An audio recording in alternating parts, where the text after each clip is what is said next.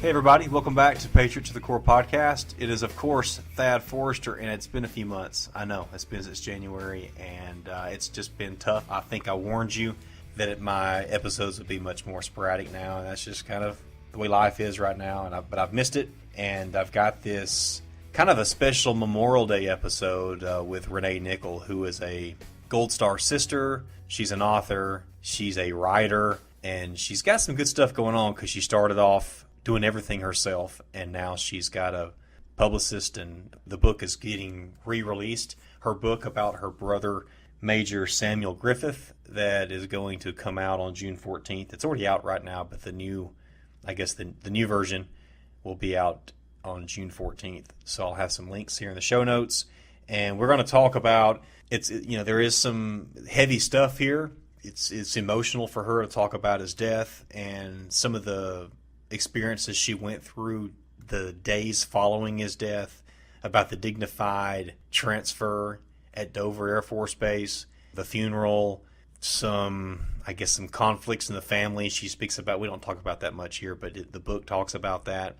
And then what's going on since. She's a mother of three, a wife, and so her life, she had to continue on, but it was a tough struggle for her, especially the first few years. She's overcome some trials and is continually overcoming some and working to get her brother's name and story out there and to help as many people as she can. They don't have to be just military related. It doesn't have to be someone who's lost a loved one. It can be anyone that's gone through some trials. So I had a great time talking with her. She and I obviously have some things in common, and hopefully we'll have a joint book signing going on sometime in 2019. So let's get in and talk to Renee. All right, so Renee, I was watching on Fox News July 4th this past year in 2018, and they previewed you coming on. I was like, oh, I got to watch this. I had never heard of you, never seen you, and then so I watched the interview with you talking about your book, Always My Hero. And, of course, I was intrigued, and I was dialed in, and you lost your brother in war, and so since I have that, since we share that, I was like, I want to connect with her. I want to talk to her. So I immediately went online and found you on Facebook, and I sent you a friend request, maybe a message. I'm not even sure if I did that. But you kind of quickly accepted it, but I think what you were doing is you were getting a lot of friend requests right after that, so you were just going through and accepting probably. But then later that day I got a message from a former Patriot to the Core guest, Darren Sapp, and he said, hey, Thad, I know someone you should connect with, and that's Renee Nickell. And she was just on Fox and Friends, and I said, I'm already on it, man. I'm already connected with her. And so anyway, you and I talked on the phone shortly after that, after I started reading. Actually, I started reading your book first, and I felt like I knew exactly, I was there in your growing up with you and Sam growing up, because kind of small town, playing outside a lot. Y'all were close, and so I was like, man, I can relate to all this. About the same time period. Was this early 80s, late 70s? Yeah. So I just, all the similarities. So anyway, I enjoyed talking to you. So now here we are. Finally, we've been trying to do this for a long time. So thank you for being here. Oh, thank you for having me. A lot's happened in the last 10 months.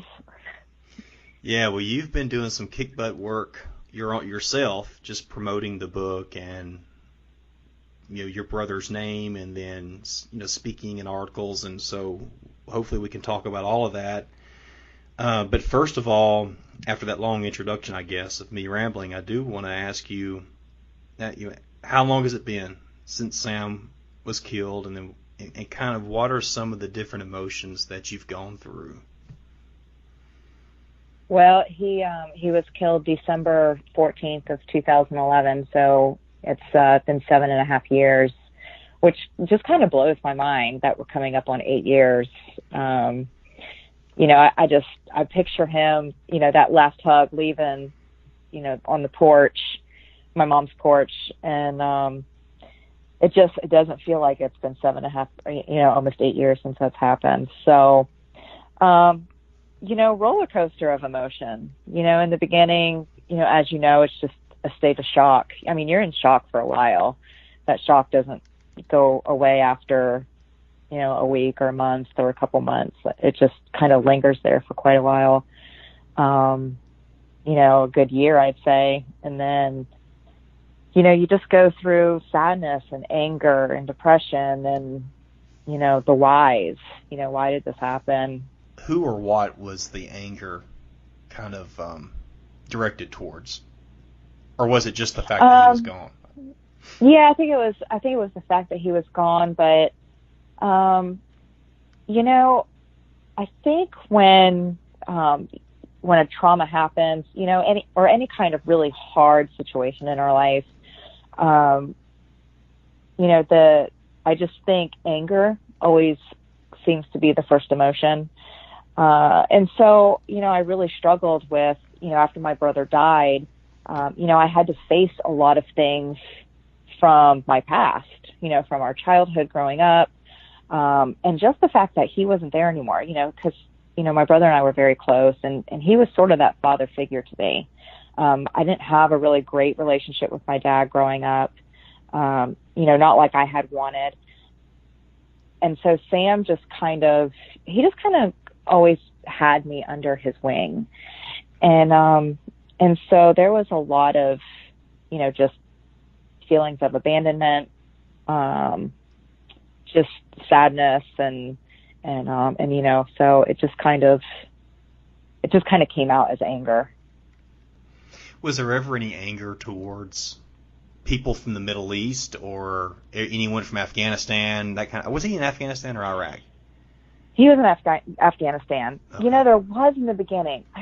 I remember when he was killed, and I just remember beating my fist on the kitchen table. And I mean, I'm talking moments after he had been shot, that we found out he had been shot and killed. And, I was surprised my hands weren't just bruised from beating my hands on this marble top table. And I was just so angry with the terrorists who had killed my brother. I mean, even the fact that he was in war, it's kind of like, the risk, he's going over there to do a mission. But when it happens, when it's your loved one who was killed, I was really, really, I don't even know if anger is a passionate enough word to say how I felt towards, the Taliban that killed my brother. So, but, after time that subsided, and all my emotions now were, it was just grief. It just turned into, these feelings of grief. You said maybe about a year to kind of function normally. Is that really what you said, or was it a different amount of time? I think it was a year that I was in shock and disbelief, and then that's kind of where that shock starts wearing off, and you kind of enter the reality that he's not on some secret mission, that he really is gone, that he's not coming home. And then, I've heard this and I've said this, that the second year is worse than the first, because it's really when the reality hits and you have to start dealing with things. And I don't even think 2 years out, I don't think I was dealing with things well. So, I don't think it was until probably 4 years after he died that I really started facing things, and, just doing some self-evaluation and realizing that I had a lot of work to do. I mean, you have kids. I didn't have any children when Mark was killed, so it's a little different for me. How did you go on being a mom and a wife? Well, it was hard. I had a 12-year-old at the time, and then my middle daughter was 5, and then I had a 1-year-old son. My son had just turned 1 when he died. And, I, even to this day, I look back at pictures during those first 2 years, and I'll have to ask my oldest daughter, hey, where were we in this picture? What were we doing? I don't even remember this. So there's really a 2-year time frame where I have such a lapse in memory, which, I'm probably certain there's just a lot of things I did and said, during that time that I wish I hadn't. But, I don't know. It was really, really hard. I dealt with a lot of difficult issues with my daughter. She's 19 now and she's doing great. She's on her own. And, but we went through a very difficult time, going through her teenage years, that preteen, because she was very, she was very, very affected by my brother's death. And she just kind of like internalized everything. And so we just, as a mom, we just butted heads because I'm dealing with grief and she's dealing with grief. And I don't even realize she's dealing with grief, because I'm just trying to make it. Yeah. And it was really, really hard. Just, I look back now and I say we made it by the grace of God, honestly. Yeah, I'm guessing when you look back at those pictures, do you see a worn look on your face too? Like, wow, look at those wrinkles under my eyes, or look at those dark spots under my eyes, or anything like that? There's a lot of pictures where I just say, I have such sad eyes. Yeah. Let's talk about Sam's last few days, Renee. That last mission. Can you lead us up to like the last few days and what his roles were and why he put himself in a situation that kind of exposed himself more? Sure. So he was an F-18 fighter pilot, and he quit flying. He decided to take his expertise to a Anglico unit down in West Palm Beach, the 4th Anglico. So he was the detachment officer in charge, and this was his 3rd deployment. So his first 2 he did Iraq, and then this was his first deployment to Afghanistan. And so he decided that, he wanted to.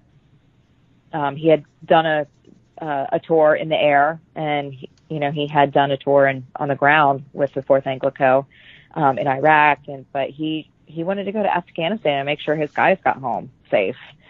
So, he went over there. He was 5 weeks into it. It was right after Thanksgiving. I'm sorry. It's always leading up to this. It's just so hard for me to talk about. He saw one of his guys, Jason Hartzell, under heavy fire. My brother was a forward air controller, so he would, he was back at base, and he was watching the live video feed and calling in air support for his Marines, on the ground, and he was watching this monitor, and he was watching Jason Hartzell just under heavy fire, for just extended periods of time, and he was just like, I can't do that. I just can't keep watching him, get shot at. So when all the guys came back into base, he just kind of sat everybody down, and he told Jason that he was going to take his shift, the next night. And, Jason was going to view the feed. And so he went out with Jim Winters and Sergeant Winters, and they were about 200 feet or 200 yards from the compound, and bullets just started raining down. They just didn't know where the gunfire was coming from. They just immediately just crouched down in a ditch, and Sam knew. He was like, they got to figure out where the gunfire's coming from. They've got, like 30 guys out there, and the Royal Marines are out there. And so he decided to stand up to take fire on himself, but, he wasn't able to crouch down in time. And so he was, mortally wounded. And, he was he was an expert sniper. So, the area in which my brother was shot and killed was the only area that wasn't covered. Good grief. And that was his face. So, Yeah, so I mean, he was killed instantly, and well, I mean, all his guys came home. You know, I can say that they all came home 7 months later on his birthday, June 14th, which is the same day I'm re-releasing the book. So they had to get him out of there, calling a medevac, I guess. Correct. Yep. They, you know, his guys were kind of scattered in different areas, and so, you know, they heard over the radio, "Man down," and a couple of his guys, you know, kind of instinctively knew immediately it was Sam. And, you know, it's just, I mean, when I was writing the book and when I was hearing them tell this story, you know, and you hear these Marines just try to get through a story, you know, it's hard. It's not just hard for me, it's hard for all of them still. Well, how did you find out? And how long after he was actually killed did you find out in your family? I want to say I found out about 5 hours later. They contacted my mom had left for work already, so the Marines who showed up at her door missed her by about 30 minutes. And so she was on her way to work, and she was in her office when actually my sister-in-law called her and told her. So, you know, basically my mom just, I mean, she lost it. She just was screaming. She had people running to her office. She works in like this corporate building in Boca Raton, Florida. And so, you know, they just heard her screaming, and, you know, immediately came to her attention, and she knew. She was like, "I have to call Renee and tell her." And when she called me, you know, and I'm just picturing in my mind what the scene must have looked like, because I had just gotten my kids ready for school, and I was about to drop them off. And at this point, we were living in at Eglin Air Force Base, close to Destin, Florida.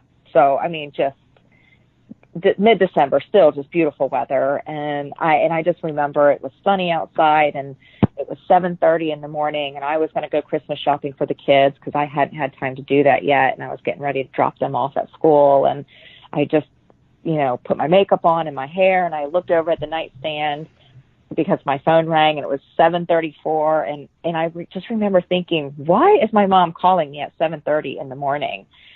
And actually, to this day, she doesn't call me before 9 a.m. So because it just, memories, huh? you know, oh yeah, it just invokes that traumatic stress. And so I picked up the phone, and she's just crying hysterically, and I can't even understand what she's saying. And I'm thinking, oh my gosh, something happened to my brother. Like I immediately thought, okay, my brother was injured, but he was coming home. And I'm thinking, at least he's alive, but I just have to get my mom to tell me what happened. Renee, were you thinking this partly because he typically was not directly out exposed, or did that have anything to do with it? Or was that not even the case? I think that was part of it, because I knew he was an officer, he was a major, and he had no reason to be out in the direct line of fire. And I knew what he did. I knew he was, you know, back at base. I knew he would be safe. That was part of it. The other part was he was my big brother, and he was invincible, and nothing could ever happen to him. And I just didn't think that something like that sort of loss could happen to our family. I didn't think it was possible. And boy, you know, it's like things like that just totally just wreck your world, you know, and just make you realize how small you really are, you know, in the grand scheme of things. And yeah, I mean, I just didn't think that that would ever happen to him. So what do you do now? You've got a 1-year-old. You've got other kids. I mean, what happens? You have to call your husband. So as soon as my mom, you know, as soon as she said, Renee, your brother was killed in Afghanistan, you know, I dropped the phone and I just started screaming. And my 12-year-old came in, and I didn't learn this actually until years later, that when we were able to talk about it, that she actually knew when she heard the kind of scream that I was screaming, that she knew that Uncle Sammy had been killed. And so she ran in, and I told her, I said, Uncle Sammy is dead. And she said, okay, I'll go call Dad. And I mean, she just like, she didn't even start crying or anything. She just like immediately took over into this role and went, and she called her dad, and she was like, you know, Dad, Uncle Sammy was killed in Afghanistan, you know, and my husband was on his way to base, and he had turned around. And then she just started calling, you know, my best friends, and they all started coming over, and she took my 5-year-old and my 1-year-old, and she took them. Now, I mean, if you can imagine this, like, she's like trying to usher them into the bedroom, into like a little corner of the room. And my 5-year-old is like, you know, why is Mommy screaming? And my 12-year-old is just, you know, she's like, it's okay. You know, everything's okay. You know, and she's just calming them. Mm-hmm. And I mean, it still blows my mind away, because my 5-year-old is now 12. So I think about that sometimes. And, you know, she just took control, and I just completely lost it. I was completely incapacitated. I couldn't do anything. And I just had people rally around me and pack our suitcases for us. And, you know, I was unable to make any decisions at that point. Well, so the next, if I leave something important out, tell me. But so what's next is you go to Dover, which is where I think that's where everybody comes home to, right? That's all the ones that have been killed are in the at least in Afghanistan and Iraq are going back through Dover Air Force Base. Is that right? I believe so. I mean, okay. That's as far as my knowledge is. So yeah. I mean, you had to get there. Correct. So tell us about that. And I know there was your aunt. There were some family issues trying to get to the right place and that kind of thing. Yeah. So, you know, for people who read the book, you know, they read the introduction, they'll just have to figure out that, you know, I had to use pseudonyms for some people, you know. So, you know, I think people who read the book and they're like, well, we don't know who Aunt Mabel is. Well, there's a reason for that. So, but, you know, the Bible says we should love covers a multitude of sins, right? So, yeah, there was my, you know, husband worked in the military, single income family. And we realized that because I was not listed on my brother's notification sheet, you know, should he be killed in action, we didn't get a CACO, you know, we didn't get a casualty officer. So that means we didn't get a flight. We didn't get any arrangements. And I'm actually working now at, maybe we'll talk about this later, but starting a foundation that actually helps with that. But so we didn't have the money to drive, you know, from Florida all the way to Dover, Delaware. It was actually a pastor showed up at our house, had, you know, learned of Sam's death, and he just happened to have $400 in his pocket, and he gave us $400, and it was able to get us to Dover. Which was, I mean, it was a miracle, because, you know, my parents were in no condition whatsoever to make any kind of decisions on how to help us. So we drove to Dover. I was pretty much awake for 48 hours straight. I remember we stopped at a hotel halfway, and I just sat in bed, and I was just wide-eyed. You know, it's like I didn't even know how to cope.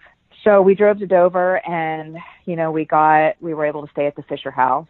Our family of 5 stayed in a room with like 2 twin beds, because that's all they had left. And so we were like, we'll take it. We will graciously take this room with 2 twin beds. Sure. And so, the kids slept on the floor and we slept in twin beds. But, at that point, you don't really care where you sleep. You just, it's all just so surreal. You're having people tell you exactly what your next movement is because you don't even know. You don't even know what to do next. Tell us about the ceremony there when his body arrives and that flag drape transfer case or casket. Yeah. Because that's something that very few people experience. Yeah. So we were standing in the kitchen of the Fisher House. And for those listening who don't know what the Fisher House is, the Fisher House is a charitable organization, and they're at a lot of bases. They help family members who are getting medical treatment, family members of military who are getting medical treatment at the hospitals there on base. In the case of Dover, it's used as a place for families to stay when their fallen hero is coming home. So, it's a beautiful, beautiful home. And we're standing in the kitchen, and I just remembered this guy in uniform. I don't even remember if it was a Marine uniform or an Army uniform. I don't remember his name or rank. I just remember him telling us that Sam was coming home, that they were about to land. And he said, I want you to understand that this is going to be the most horrible thing you ever experience in your life. Like, he was like, you're about to experience just the worst part of all of this. And we were just kind of like, how could that be possible? We already know that he's dead, but he was right, because when we went out in that ambulance, it was a cold December night. And there's, you're riding in this bus with, your whole family, and, you can hear a pin drop. And there was just like this red flashing light in there. It was just black. And, they take us out to the flight line, and you can see the C-17 and the back is open. And you might be able to, I think we saw maybe a tip of the coffin, but, we saw I think they were Air Force, that, were transferring him. Mm-hmm. But, we were standing out there, and we got off the bus, and there's chairs, just lined up for us to sit. And do you remember media out there taking pictures or video? I heard that Fox was going to be out there, but I don't remember media being out there. It was tunnel vision. It was absolute tunnel vision as soon as we got off that bus. And I just remember, just standing there, and, the transfer starts, and they begin taking him down off the plane. And that's just kind of, my mind immediately went to, how do I know he's really in there? Your mind just starts doing all of this self-protection, I think. Oh, yeah. And you're just like, how do we know he's in there? How do we know that's him? But it was hard. It was imagining him laying in there. And at that point, we didn't know the details of his death. We didn't really know anything until the casualty report came back, and we talked to, some of his guys. So I had no idea, what condition my brother was in the coffin. And I think your imagination is always worse than, how it really is. And, it's just, they transfer him. They did a beautiful job, into the back of the ambulance. And that was the last time we ever saw him. They took him and, ended up doing the autopsy and then cremated him. So, that was it. How many days later was the funeral?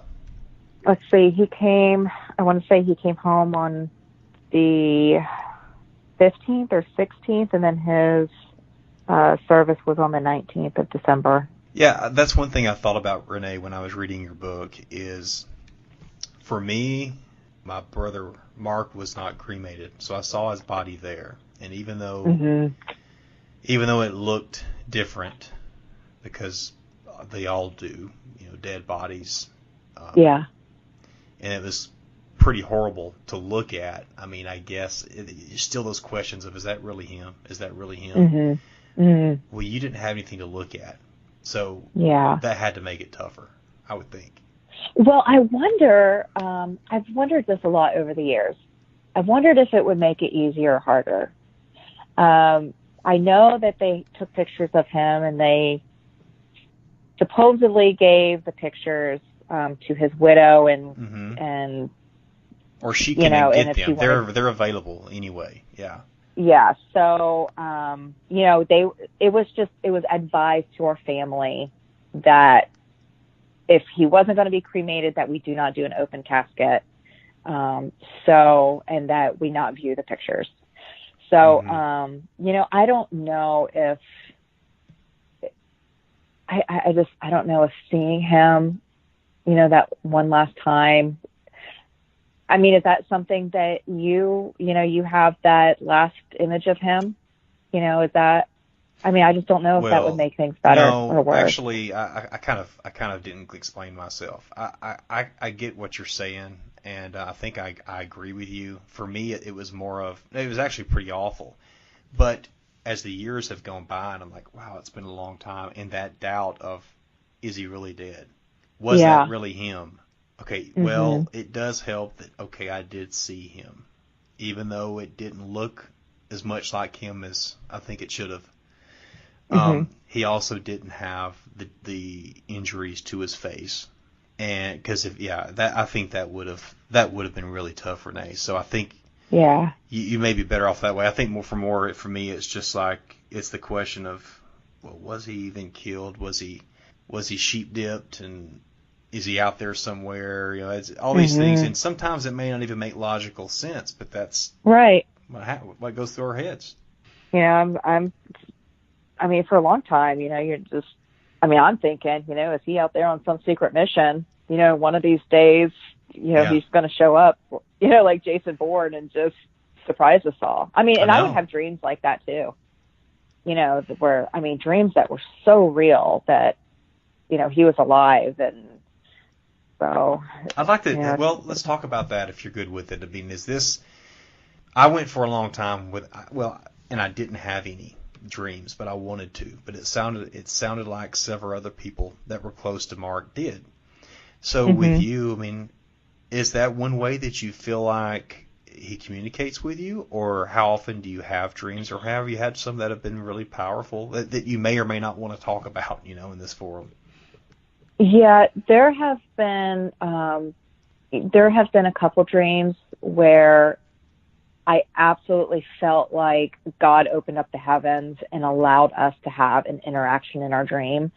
There was one that was shortly after he was killed. I'll never forget it. And I just remember he was like 24, 25-year-old thin, not like 36. He was just very trim and fit and perfect. And I just remember seeing him. I was so excited to see him.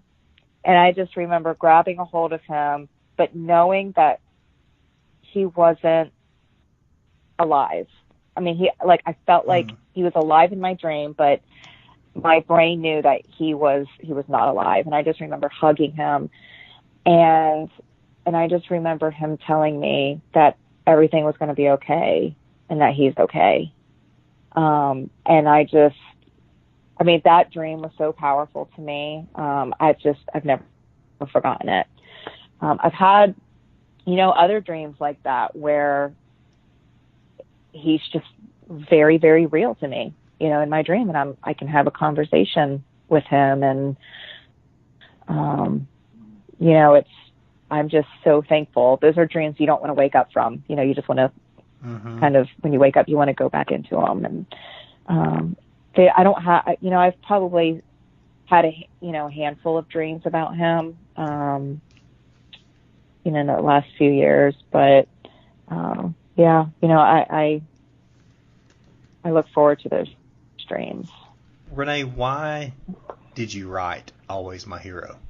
Well, when I was, before my brother died, I always felt like I had an interesting enough life and enough wisdom that I wanted to write a book. I just never had really pinpoint what it was about or what it would be about. But, after he was killed, I wanted to write a book, but I'm still like in the midst of my grief.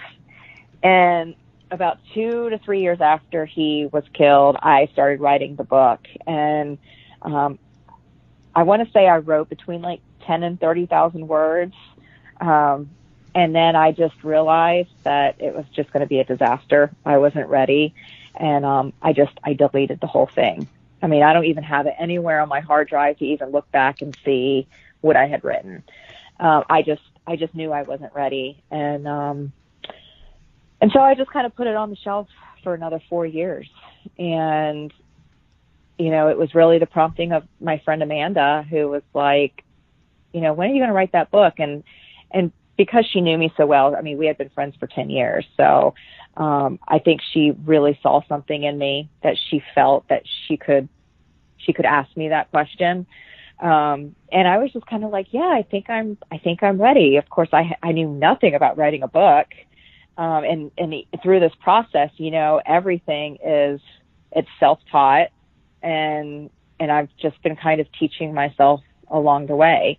And so that was in September of 2017. And then, I kind of started investigating ghostwriting, because I didn't really feel like I was capable of really writing something of really great depth and quality. But once I realized how expensive ghostwriting was, I was like, I've just got to do this myself.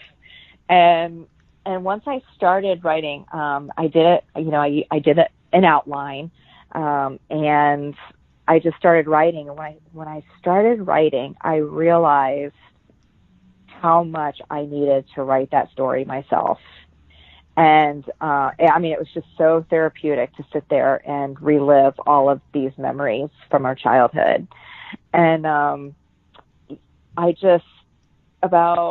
was probably a third, maybe halfway into it. And I started looking at self-publishers, and I found this amazing publisher, LifeWise Publishing, and Charity Bradshaw. She is the CEO, and she also edited my book and coached me through it and kept me accountable. And so she was like, hey, you're going to finish this book. You're going to have it written in 3 months. And I thought she was crazy. I was like, there's no way I can write this in 3 months. And I did. I ended up writing it in 3 months just because she was on my case about it. But we're great friends now, so I can say that.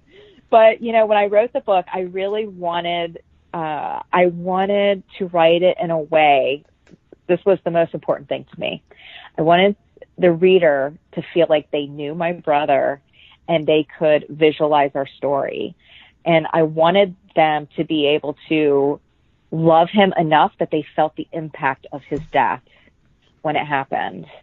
And, I wanted the reader to, on some level, identify with my grief, what I went through, the rest. And otherwise I'm just, it's just words on paper, right? If the reader can't identify with the words. So that was the most important thing, is that I wanted them to walk away from that book and say, I know this guy, like we would have been great friends. And from what I've heard, that's that's what people have been told me, like either he sounds just like my brother or we would have been great friends. And so, I accomplished that. You did.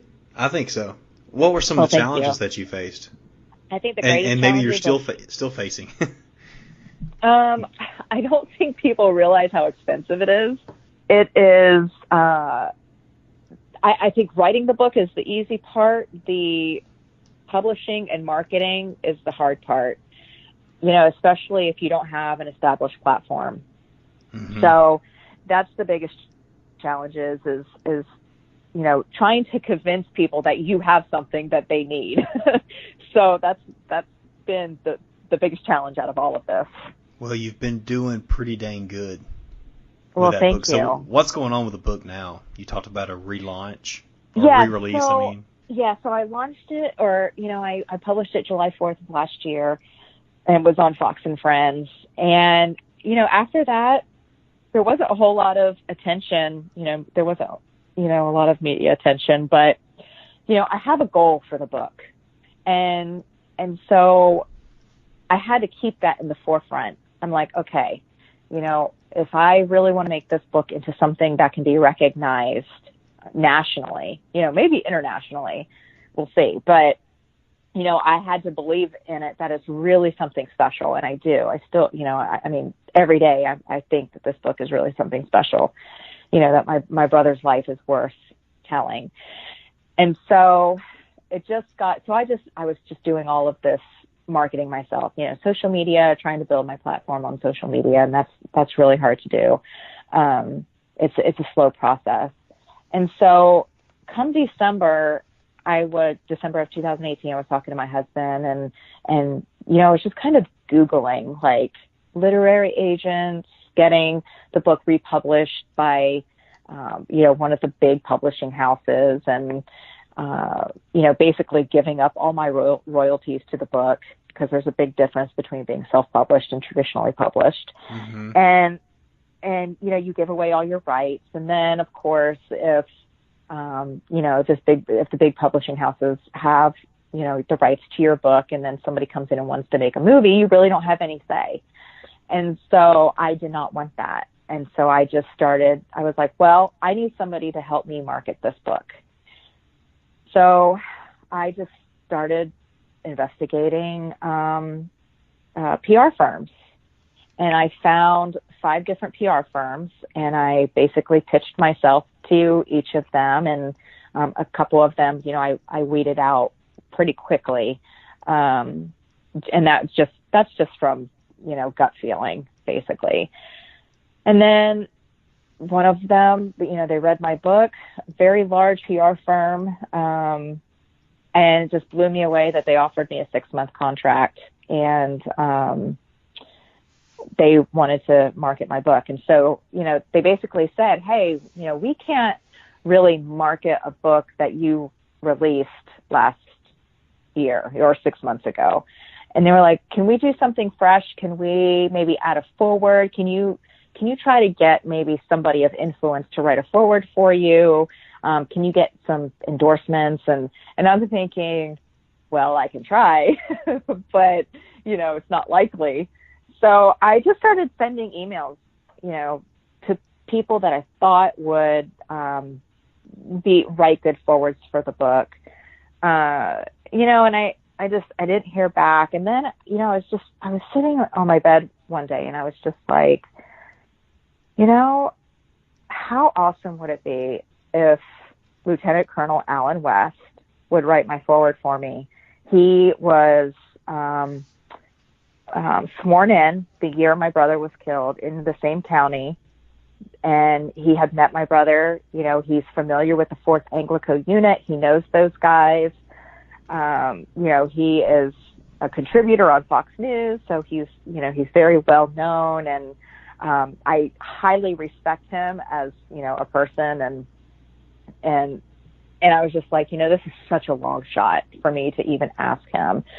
And my husband was like, the only thing he could say is no, or he could say yes, so you have a 50-50 shot either way. And so I sent him an email and I had even met him one time, got my picture with him. And so I emailed him, and within 24 hours, he had responded with the forward. He said, attached to the forward, he sent me like this really heartfelt email, and then he was like, dang. And don't call me Lieutenant Colonel West, call me Alan, we're friends, and so I was just blown away at his, you know, compassion and generosity and willing to put his name on something that was mine, and, you know, as a really a no-name author. So so I called the PR firm, and I was like, I got a forward from Lieutenant Colonel Alan West, you know, Congressman. So they were very excited about that. And then, you know, one of my favorite authors is Lynn Vincent. She wrote Heaven is for Real. She, you know, served in the military herself. She wrote a lot of books, the same kind of different as me. The newest one, Indianapolis, which is a New York Times bestseller. She's got a lot of #1 New York Times bestsellers under her belt. And so we had actually I followed her on on Instagram for a while. I followed her, and I about fainted when she followed me back.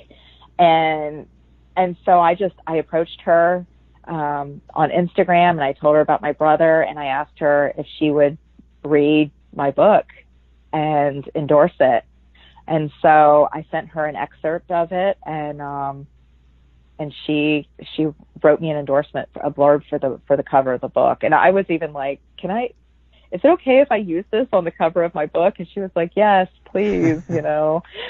So that's pretty cool that I have Lynn Vincent's name on the back of my book. And then another great friend of mine, Dr. Reverend Sean Greener, he is very well-known, you know, national speaker, radio host, and author. So he is a great friend of mine. We've become friends over the years. We actually met at my brother's grave in Arlington National Cemetery on Memorial Day. So I actually had lunch with him last week, and he said over the years he's had a lot of people ask him to endorse their book, and out of everybody who's asked him, he's only endorsed 2 books, and mine is one of them. So that just kind of blew me away too. Oh, yeah. So yeah, doors started opening for me to hire this PR firm, and you know, it really was a huge leap of faith, you know, because I don't think people really realize is that unless you're a New York Times bestselling author, you're not really making a whole lot on book sales. Mm-hmm. So, you know, I haven't profited anything from my book yet. I mean, and won't for a long, long time because of, you know, how much I have invested in this. And so, you know, it's a financial investment, it's a time investment, you know, it's a heart investment, and there's a lot of rejection. So, you know, I pray all the time for thick skin and a tender heart because that's what it takes. Yeah. Well, I mean, you've been on some big, you know, I heard you on Soft Rep, and they've got quite a big audience now. And you were with President Trump a few months ago at an event was that at the White House, or where was that at? That was at his house in Mar-a-Lago. So, yeah, they were honoring my brother, and they wanted my mom to say the Pledge of Allegiance. And so my mom and I went up there with Congressman Brian Mast. You know, she said the Pledge of Allegiance in Donald Trump's home in his ballroom in front of 700 people. You know, Congressman Lindsey Graham was there, Senator Lindsey Graham. I mean, just absolutely incredible moment to be up there and honoring my brother. I mean, it was it's a moment I'll never forget. So I got to shake, you know, President Donald Trump's hand. That was pretty cool. It's kind of a surreal ride right now. Next week, I fly to Los Angeles. I'll be on the Hallmark Home and Family Show sharing about the book.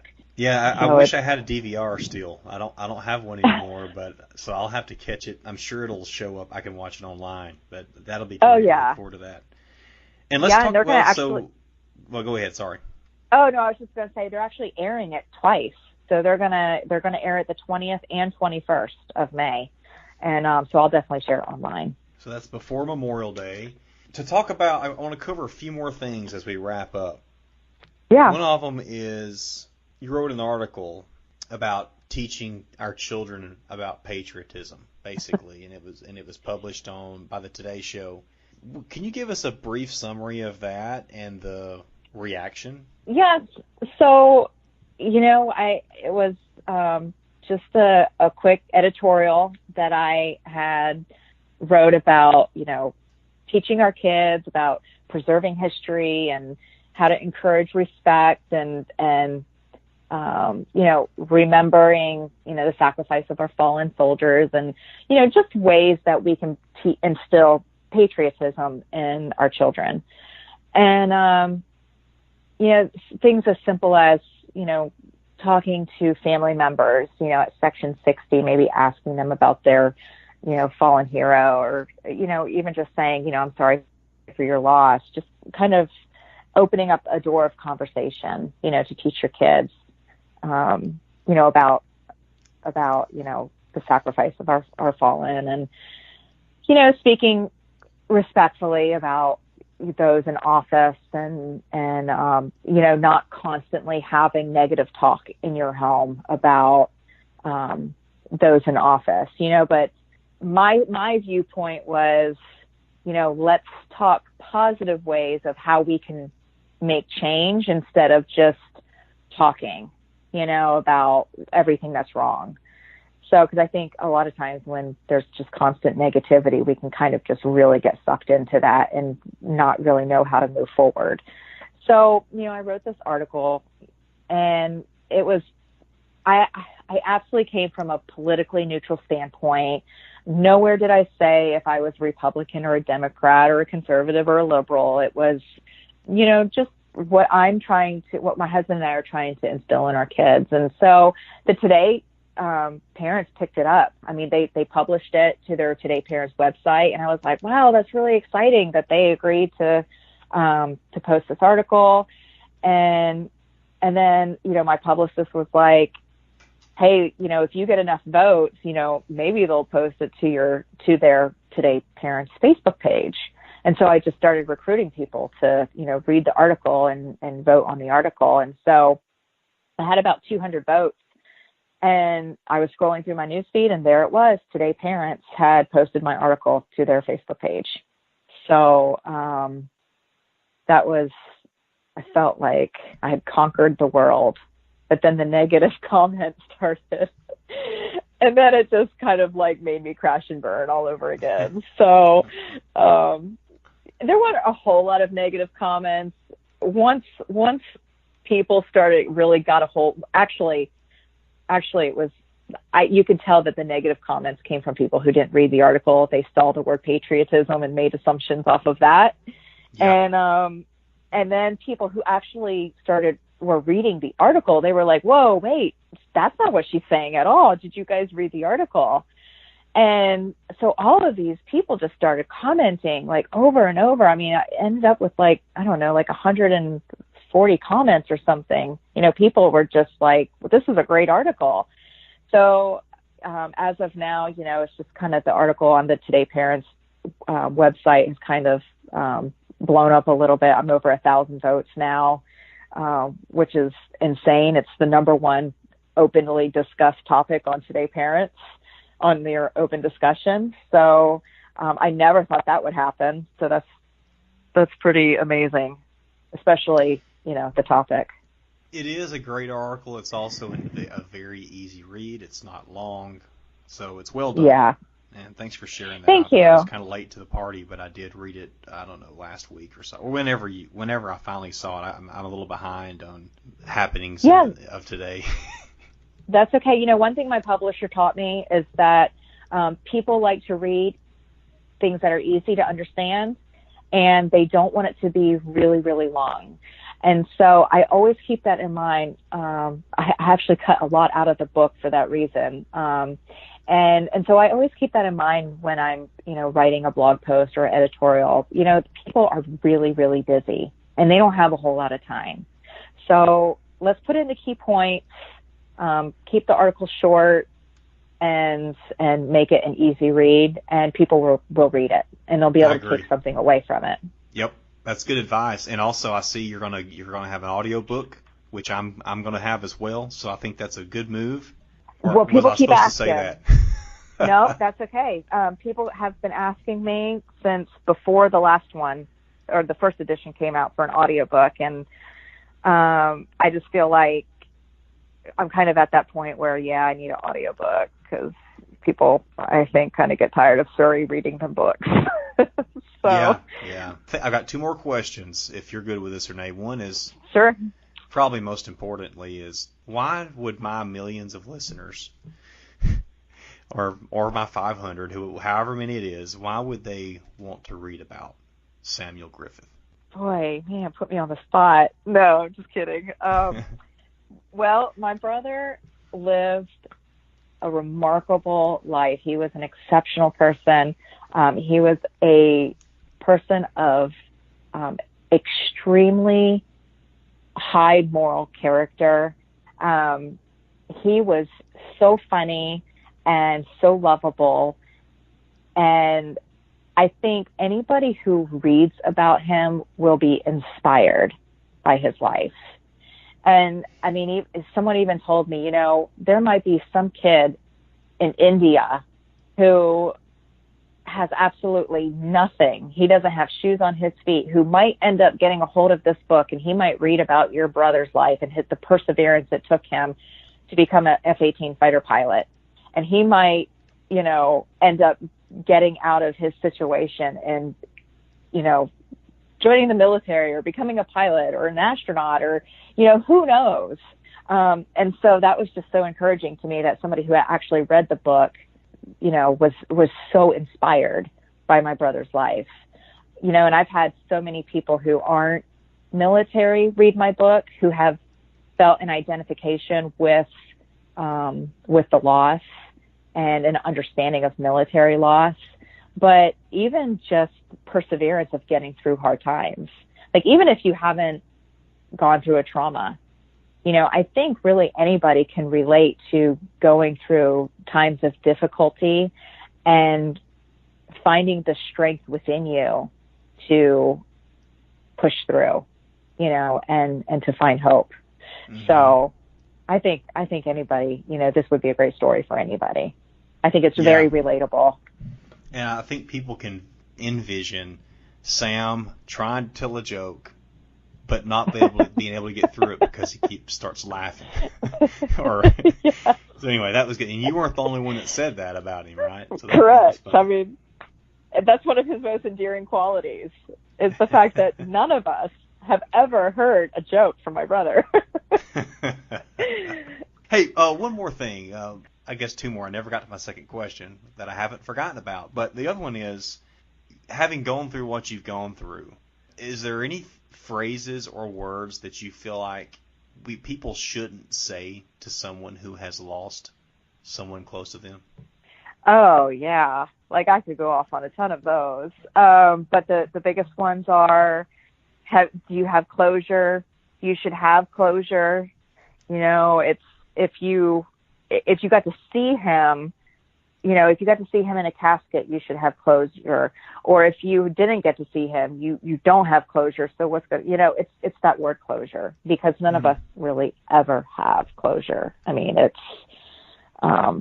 there's just, when you love somebody so deeply and who's such a major part of your life, there's never closure.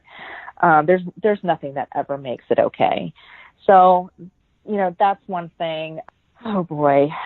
One of the major things after my brother died was, I was hurting so badly, and I would go places and people would just grab my arms and they would be like, "How is your mom doing?"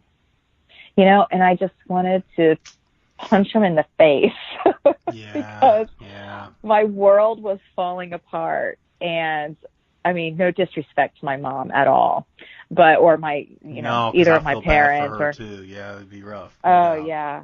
But, just that I needed my grief to be acknowledged. And so from a sibling standpoint, one of the worst things you can do is to ask a sibling how everybody else in the family is doing.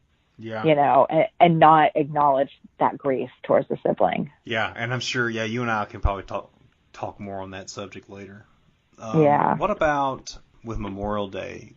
Renee, how is Memorial Day different for you now than it was 8 years ago or 9 years ago? Now there's a level of grace you can extend to people who really don't understand Memorial Day, because I was there one time. 8 years ago, I knew Memorial Day was a day to honor, our fallen military, but, it was also a 3-day weekend. And, I just, it's a 180 for me now. Now it's just a day of reverence. And I mean, it's completely changed, and I try not to let myself really, get upset with people who, do the whole boating and barbecue thing and don't really understand. Part of me is like, thank God they don't. But part of me is, let's educate, let's talk to people, let's tell them, hey, this day really isn't a day for, it's not just a day for grilling out and, eating hot dogs. Let's really talk about, why we have this day, and the families who are just really, really grieving, the loss of their hero. I remember the first Memorial Day after Mark was killed, so this would have been 2011. And I don't think it was Memorial Day. I think it was probably the Saturday before, so 2 days prior. Mm-hmm. And I was leaving the grocery store, and in the newspaper right there, the Tuscaloosa News, was a picture of my brother on the front page. Mm. And I was not prepared to see that. It just shook me pretty hard. It kind of made it real again, yeah. I guess. Yeah. And then, of course, I think his picture was in every major newspaper, at least in the state, that weekend. Well, Renee, what else would you like to say in closing about you, your book, your brother, all that? And also, please tell us how to find you and follow you. When I think about, try not to get emotional when I talk about this. When I think about how we raise our kids and the generations that are coming up after us, and I think about the goodness in my brother and the fact that he was just a very respectful person who got stuff done. And, he did so much good, and he was so highly respected by his peers and his family. And, there needs to be more of him in this world. And I'm so passionate about that, about, teaching my kids kindness and compassion and perseverance and grit and, making a difference in this world in a positive way, like he did. So that, when people tell stories, about him, there's always a smile on their face, because he was just a really, really genuine person, and who was deeply cared about and loved. And so I'll just close with that, about just doing a lot of looking inward at our own lives and how we can do better and how we can be better and how we can treat people better. You can find the book. The book comes out June 14th, which is Sam's birthday. It is Flag Day. I believe it's the Army birthday as well. And it's the day his Marine unit came home from Afghanistan. So it's a very significant day to me, and just honored that I get to have it republished. And everybody can find me at ReneeNickell.com. You can find me on Facebook, Instagram, Twitter. I'm easy to find. You can Google me now and find me pretty easy. So that's so right now I'm looking on Amazon. Where do you prefer people buy the book from? I prefer Barnes & Noble, Amazon, that would be great. Amazon, if you read the book and you want to leave feedback, reviews are always helpful. It helps the authors and it helps the reader. So please leave reviews if you get the book. Right now, you can get it for $1.99 on the first edition Kindle, which is going to be changing soon. That price is going to change soon with the release of the new edition. So it won't be at $1.99 forever. So if you want to get it at that price, get it quick because it's probably within the next week. If I wanted a physical copy right now, if I'm just on Amazon and I order, would I get it, or is it going to be on hold until the new release? Yeah, the first edition, if you go to Amazon, the first edition you can get in paperback or hardcover. The second edition will have forward by Alan West on it, and that you cannot get until June 14th. You can pre-order it, but you will not get the actual physical book until June 14th. I'm guessing the pre-orders are on your website then, is that right? I have signed copies on my website, so they can go to my website if they want a signed copy. Great. Everything else is done through all the major book retailers. So. Okay. Well, it has been an absolute pleasure, and thank you for coming on Patriot of the Core, and I've wanted to do this for many, many months. So I've been the holdup, and I'm sorry, but thank you for opening your heart. Thank you so much for having me. Wasn't easy for me either, by the way, over here on this end. I thought of you through this whole thing, so I understood, from one Gold Star sibling to another. There's always a little bit of that wanting to hold back, so anyway, I appreciate you having me on. Yeah, I've loved it, so God bless you.